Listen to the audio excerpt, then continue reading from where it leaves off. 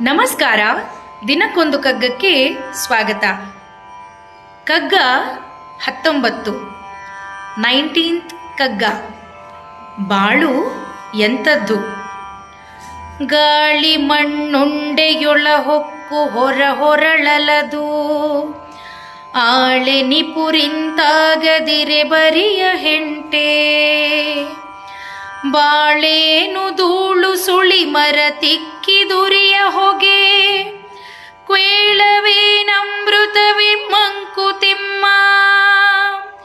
ಕ್ವೇಳವೇನಮೃತವೇ ಮಂಕುತಿಮ್ಮ, ಕ್ವೇಳವೇನಮೃತವೇ ಮಂಕುತಿಮ್ಮ.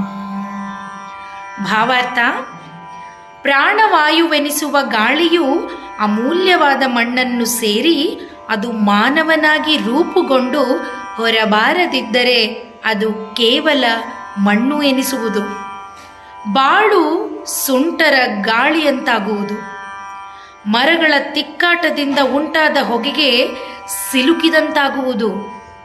ಅದು ವಿಷವೋ ಅಮೃತವೋ ಎನ್ನುವಂತಾಗುವುದು. ನಮಸ್ಕಾರ.